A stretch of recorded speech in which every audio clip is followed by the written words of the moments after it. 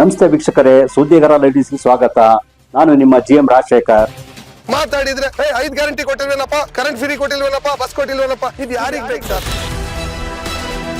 ಅದ್ರಲ್ಲಿ ನಾವು ಈ ಪಂಚ ಗ್ಯಾರಂಟಿ, 6ನೇ ಗ್ಯಾರಂಟಿ, 7ನೇ ಗ್ಯಾರಂಟಿ ಅಂತ ನಮಗೆ ಏನಕ್ಕೆ ಬೇಕು ಸರ್? ನಮಗೆ ಬಡವರಿಗೆ ಒಂದು ಬದುಕು ಕಟ್ಕೊಳ್ಳಿಕ್ಕೆ ಒಂದು ಗುಡಿಸಲು ಬೇಕು ಸರ್. ಒಂದು ನಿರ್ಧಾರಕ್ಕೆ ಬಂದಿದ್ದಾರೆ, ಎಲ್ಲರೂ ಬಂದಿದ್ದಾರೆ ಅನ್ಕೊಂತೀನಿ ನಾನು. ಯಾಕಂದ್ರೆ ಮೊನ್ನೆ ಮುಸ್ಲಿಂ ಒಕ್ಕೂಟ ಆಯ್ತು. 4 ವರ್ಷದಿಂದ ನಾವು ಬೀದಿ ಬಿಕಾರಿಯಾಗಿ ಯಾವ ಎಸ್ಟೇಟ್ ಅಲ್ಲಿ ಯಾವ ತೋಟದಲ್ಲಿ ಒಂದು ಅಡ್ರೆಸ್ ಅಂತ ಇಲ್ದಿದ್ಮೇಲೆ ನಾವು ಇವರಿಗೆ ವೋಟ್ ಯಾವ ರೀತಿ ಹಾಕೋದು? ನಮ್ಮ ಮಕ್ಳು ಮರಿಗಳು ಅದೇ ಡ್ರೈವರ್, ಕ್ಲೀನರ್, ಅದೇ ಗ್ಯಾರೇಜು, ಅದೇ ಕಾರ್ಮಿಕ, ಅದೇ ಆಟೋ ಬಿಟ್ರೆ ನಮಗೆ ಪಂಚರ್ ಹಾಕೋರು ಅಂತ ಹೆಸರು ಕಟ್ಟಿದಾರಲ್ಲ, ಈ ಪಂಚರ್ ಹಾಕೋರು ಅಂತ ಹೆಸರು ಕಟ್ಟಿದ್ದಕ್ಕೂ ಇವ್ರು ಮಾಡ್ತಾ ಇರೋದಕ್ಕೂ ಇವ್ರು ರಾಜಕೀಯ ಮಾಡ್ತಾ ಇರೋದಕ್ಕೂ ಕರೆಕ್ಟ್ ಸೂಟ್ ಆಗ್ತದೆ ಸರ್. ನೀವು ಓಟಿನ ಸಮಯದಲ್ಲಿ ಮಾತ್ರ ಬಳಸ್ಕೊಂತೀರಾ, ಅದ್ರ ನಂತರ ನೀವು ಯಾರು ಅಂತ ಕೇಳಿ ನೋಡಲ್ಲ. ಇಂತಹ ಸರ್ಕಾರ ನಮಗೆ ಬೇಕಾ? ಡೈರೆಕ್ಟ್ ಆಗಿ ಸಿದ್ದರಾಮಯ್ಯ ಸರಿಗೆ, DKG ಸರಿಗೆ ನಾನು ಇಷ್ಟೇ ಹೇಳೋದು, ಮುಸಲ್ಮಾನರ ನೀವು ಕೆಲಸ ನೀವು ಮಾಡಿ ಕೊಡ್ಲಿಲ್ಲ ಅಂತದಲ್ಲಿ ನಾವು ಮುಂದಿನ ಸ್ಟೆಪ್ ನೋಡ್ಲೇಬೇಕಾಗುತ್ತೆ. ವೀಕ್ಷಕರ, ಏನು ಮುಸ್ಲಿಂ ಮತದಾರರಿಂದ ಮತ ಪಡೆದಂತ ಕೆಲವು ಏನು ಅನ್ಯಾಯಕ್ಕೊಳಗಾಗಿದ್ದಾರೆ, ಅವ್ರನ್ನ ನಾವು ಸರಿಪಡಿಸ್ತೀವಿ, ನಿಮ್ ನ್ಯಾಯ ಕೊಡಿಸ್ತೀವಿ ಅಂತ ಹೇಳಿ ಸರ್ಕಾರ ಇದುವರೆಗೂ ಅವ್ರಿಗೆ 2-3 ವರ್ಷ ಆದ್ರೂ ಅವ್ರು ನ್ಯಾಯ ಕೊಟ್ಟಿಲ್ಲ.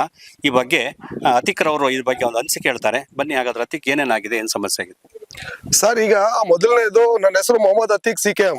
ನಮ್ಮ ಮನಸ್ಸಲ್ಲಿ ಇರುವಂತ ದುಃಖವನ್ನು ನಾವು ಮುಂದೆ ಇಡೋಕೆ ಬಯಸ್ತೀವಿ. ಕಾಂಗ್ರೆಸ್ ಸರ್ಕಾರ ಬಂದ್ರೆ ನಾವು ಬಹಳಷ್ಟು ನಿಮಗೆ ಏನು ತರದ ನಿಮ್ಗೆ ಒಂದು ಫೆಸಿಲಿಟಿ ಮಾಡ್ಕೊಡ್ತೀವಿ ಅಂತ ಹೇಳ್ಬಿಟ್ಟು ನಮ್ಮ ಈ ಲೋಕಲ್ ಲೀಡರ್ಗಳೆಲ್ಲ ಆಶ್ವಾಸನೆ ಕೊಟ್ರು.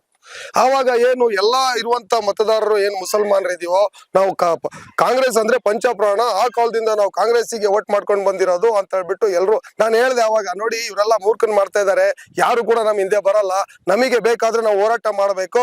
ಬಾಬಾ ಸಾಹೇಬ್ ಹೇಳಿದ್ದಾರೆ, ಏನಾದ್ರೂ ಅನ್ಯಾಯಗೊಳಕಾದ್ರೆ ನೀವು ಹೋರಾಟ ಮಾಡಿ, ನೀವು ಅದ್ರ ಮುಖಾಂತರ ಪಡ್ಕೊಳ್ಳಿ ಅಂತ ಹೇಳ್ಬಿಟ್ಟು.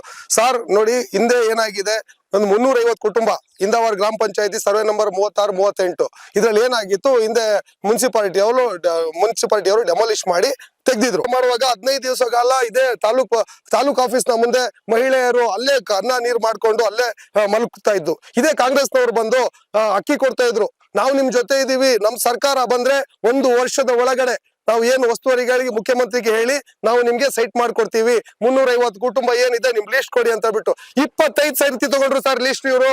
ಇನ್ನೂ ತನಕ ನನ್ಗೊಂದು ಸೈಟ್ ಅಂತ ಮಾಡ್ಕೊಡ್ಲಿಲ್ಲ. ಇನ್ನು ನಮ್ಮಲ್ಲೇ ಕೇಸ್ ನಡೆಸ್ತಾ ಇದ್ದಾರೆ, ದಬ್ಬಾಳಿಕೆ ಮಾಡ್ತಾ ಇದಾರೆ. ನಮ್ಮ ಕಮ್ಯುನಿಟಿಯ ವೋಟ್ ತಗೊಂಡು ಇವತ್ತು ನಮ್ಮ ಮೇಲೆ ದಬ್ಬಾಳಿಕೆ ಅಂದ್ರೆ ಎಷ್ಟು ಸರಿ? ಮಾತಾಡಿದ್ರೆ 5 ಗ್ಯಾರಂಟಿ ಕೊಟ್ಟಿಲ್ವೇನಪ್ಪ, ಕರೆಂಟ್ ಫ್ರೀ ಕೊಟ್ಟಿಲ್ವೇನಪ್ಪ, ಬಸ್ ಕೊಟ್ಟಿಲ್ವೇನಪ್ಪ, ಇದು ಯಾರಿಗ್ ಬೇಕು ಸರ್?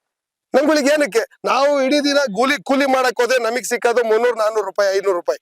ಅದ್ರಲ್ಲಿ ನಾವು ಈ ಪಂಚ ಗ್ಯಾರಂಟಿ, 6ನೇ ಗ್ಯಾರಂಟಿ, 7ನೇ ಗ್ಯಾರಂಟಿ ಅಂತ ನಮಗ್ ಏನಕ್ಕೆ ಬೇಕು ಸರ್? ನಮಗೆ ಬಡವರಿಗೆ ಒಂದು ಬದುಕು ಕಟ್ಕೊಳ್ಳಿಕ್ಕೆ ಒಂದು ಗುಡಿಸಲು ಬೇಕು ಸರ್. ಇಂಪಲ್ ನಾಸಿರ್ ಅಂತ ನಿಮ್ಗೆ ಗೊತ್ತಿರ್ಬೋದು, ಅವ್ರ ಹತ್ರ ಹೇಳುವಾಗ ಅವರು ಪಾಪ ಆ ಕೊರೋನಾ ಟೈಮ್ ನಲ್ಲಿ ಪಾಪ ಎಲ್ಲರಿಗೂ ಕಿಟ್ ಕೊಟ್ರು, ಇದು ಏನು ಔಷಧಿ ಮದ್ದು ಎಲ್ಲ ಕೊಟ್ರು. ಮತ್ತೆ CN ಅಕ್ಮಲ್ನವರು ಅವರು ಕೂಡ ತುಂಬಾ ಹೆಲ್ಪ್ ಮಾಡಿದ್ರು, ಒಂದ್ ಬದುಕು ಕಟ್ಕೊಳ್ರಪ್ಪ ಅಂತ ಹೇಳ್ಬಿಟ್ಟು. ಉಸ್ತುವಾರಿ ಸಚಿವರು ಬರ್ತಾರೆ, ಅವರಿಗೆ ನಾವು ಈ 350 ಕುಟುಂಬ ಬೀದಿ ಪಾಲಾಗಿದೆ ಸರ್ ಅಂತ ಹೇಳ್ಬಿಟ್ಟು ಮನವಿ ಕೊಟ್ರೆ ಅವ್ರು ಏನ್ ಮಾಡ್ತಾರೆ, ನೀವು MLA ಅವರಿಗೆ ಭೇಟಿ ಆಗಿ, MLA ಅವರಿಗೆ ಭೇಟಿ ಆದ್ರೆ ಅದು ನಾವು ಇದಕ್ಕೆ ಏನು ಅಗ್ರಿಕಲ್ಚರ್ಗೆ ಇಟ್ಟಿದೀವಿ ಆ ಜಾಗ ಅಂತ ಹೇಳ್ಬಿಟ್ಟು. ಸರ್, ನೀವು ವೋಟ್ ಪಡ್ಕೊಳ್ತೀರಾ, ಪ್ರತಿಯೊಂದು ನಮ್ಮ ಹತ್ರ ಪಡ್ಕೊಳ್ತೀರಾ, ನೀವು ಜಾಗ ಕೇಳಿದ್ರೆ ಅಗ್ರಿಕಲ್ಚರ್ಗೆ ಇಟ್ಟಿದೀವಿ, ಮತ್ತೊಂದಕ್ಕೆ ಇಟ್ಟಿದೀವಿ, ಮಗದೊಂದಿಗೆ ಇಟ್ಟಿದೀವಿ ಅಂತ ಹೇಳ್ಬಿಟ್ಟು ನಮ್ಮನ್ನ ಮೂರ್ಖನ್ ಮಾಡ್ತಿದ್ದೀರಾ. ನಿಮಗೆ ತಕ್ಕ ಪಾಠ ನಾವು ಕಲಿಸ್ತೀವಿ ಸರ್. ನೀವು BJP ಗೆಲ್ಲುತ್ತೆ ಅಂತ ಹೇಳಿ ನೀವು ಕಾಂಗ್ರೆಸ್ ವೋಟ್ ಹಾಕ್ತೀರಿ. ಈ ಕಾಂಗ್ರೆಸ್ ವೋಟ್ ಹಾಕಿದ್ಕೆ MLA ನಿಮ್ ಕೆಲಸ ಮಾಡಿದಾರ ಸರ್?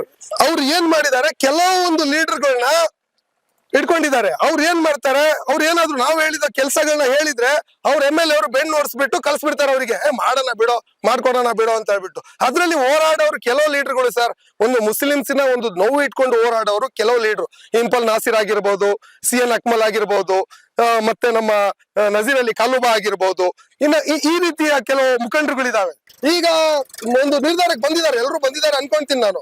ಯಾಕಂದ್ರೆ ಮೊನ್ನೆ ಮುಸ್ಲಿಂ ಒಕ್ಕೂಟ ಆಯ್ತು, ಅದರಲ್ಲಿ ಪ್ರತಿಯೊಂದು ಮಾತುಕತೆ ಆಗಿದೆ. ನಾವೀಗೆ ಒಂದು 3-4 ಮನವಿ ಕೊಟ್ವಿ, MLA ಅವರಿಗೆ ಒಂದು 25 ಮನವಿ ಕೊಟ್ವಿ. ಮಾತಾಡಿದ್ರೆ ಸರ್ವೆ ನಂಬರ್ 36-38 ನನಗೆ ಗೊತ್ತಿದೆಯಪ್ಪ, ನಾನು ಮಾಡ್ಕೊಡ್ತೀನಿ ಅಂತ ಹೇಳ್ಬಿಟ್ಟು 4 ವರ್ಷ ಆಯ್ತು ಸರ್. 4 ವರ್ಷದಿಂದ ನಾವು ಬೀದಿ ಬಿಕಾರಿಯಾಗಿ ಯಾವ ಎಸ್ಟೇಟ್ ಅಲ್ಲಿ ಯಾವ ತೋಟದಲ್ಲಿ ಒಂದು ಅಡ್ರೆಸ್ ಅಂತ ಇಲ್ದಿದ್ಮೇಲೆ ನಾವು ಇವರಿಗೆ ವೋಟ್ ಯಾವ ರೀತಿ ಹಾಕೋದು? ನಮಗೆ ಅದು ಮೈನು.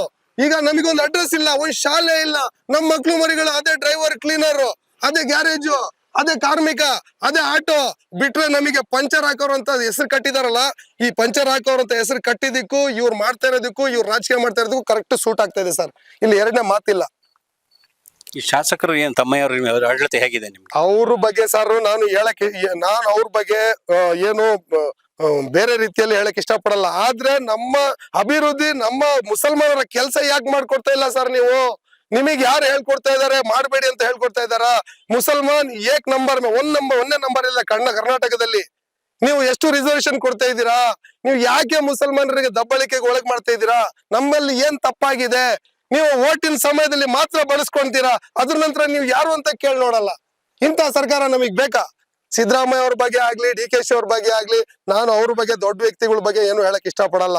ಆದ್ರೆ ದೇವ್ರು ಕೊಟ್ರು ಪೂಜಾರಿ ಕೊಡಲ್ಲ ಅಂತ ಹೇಳ್ಬಿಟ್ಟು ಒಂದು ಪದ್ಧತಿ ಇದೆಯಲ್ಲ, ಅದು ನಮ್ ಚಿಕ್ಕಮಗಳೂರಲ್ಲಿ ನಡೀತಾ ಇದೆ ಸರ್. ಏನು ಮುಂದಿನ ಹೋರಾಟಗಳು ಏನು ನಿಮ್ದು? ಮುಂದಿನ ಹೋರಾಟ ಸರ್, ನಮ್ಗೆ ಈಗ ಎಲೆಕ್ಷನ್ ಹತ್ರ ಬಂತು. ಕಾಂಗ್ರೆಸ್ ಬಿಡಕ್ ಮನ್ಸು ಇಲ್ಲ ಒಂದ್ ಕಡೆ. ಯಾಕೆ?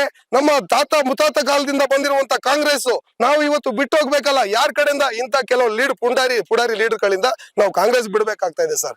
ಅದಕ್ಕೋಸ್ಕರ ನಾನು ಡೈರೆಕ್ಟ್ ಆಗಿ ಸಿದ್ದರಾಮಯ್ಯ ಸರಿಗೆ, DK ಸರಿಗೆ ನಾನು ಇಷ್ಟೇ ಹೇಳೋದು, ಮುಸಲ್ಮಾನರ ನೀವು ಕೆಲಸ ನೀವು ಮಾಡಿ ಕೊಡ್ಲಿಲ್ಲ ಅಂತದಲ್ಲಿ ನಾವು ಮುಂದಿನ ಸ್ಟೆಪ್ ನೋಡ್ಲೇಬೇಕಾಗುತ್ತೆ.